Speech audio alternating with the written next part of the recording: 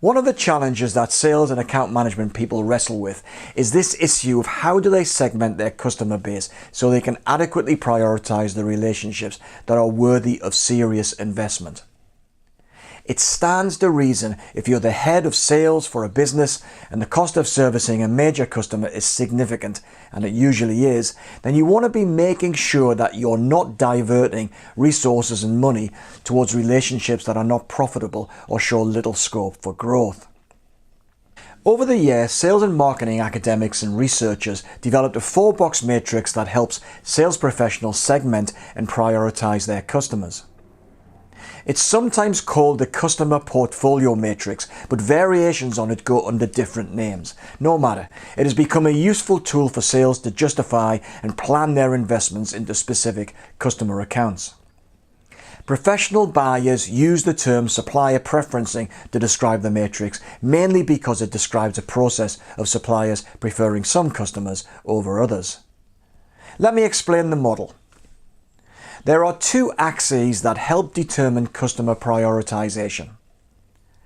Firstly, account revenue and profitability, the balance of which will be dependent on the priorities for the supplier.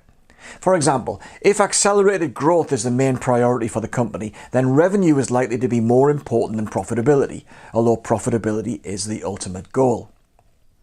In the model, the scale runs from low to high, as does the vertical axis, account attractiveness. Now, what represents attractiveness will be different depending on the selling company. Another example, if the supplier is a small to medium-sized enterprise, an SME, then having customers pay invoices on time or early might make a real difference to cash flow and be highly desired. For others, then collaborative ways of working might be particularly important, or indeed the openness of the customer to supplier innovative ideas, no doubt very important for tech companies. In working around this matrix from the sales perspective, we find 4 different relationship management strategies available to the supplier.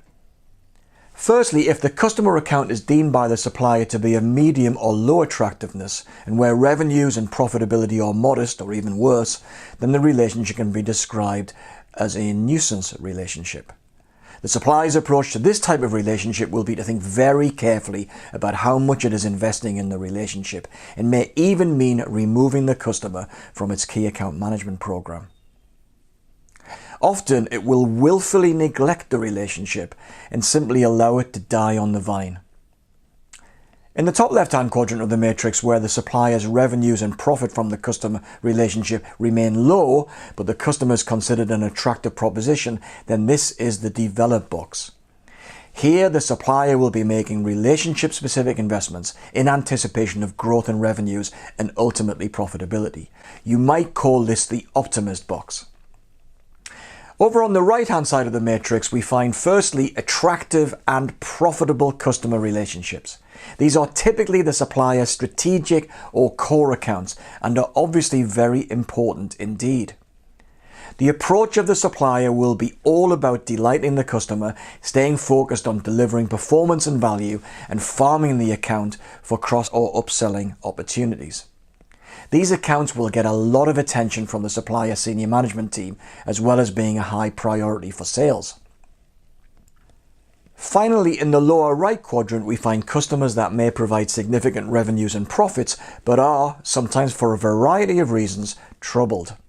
It may be poor person-to-person relationships, aggressive buying behavior, or over-demanding pressure for cost savings.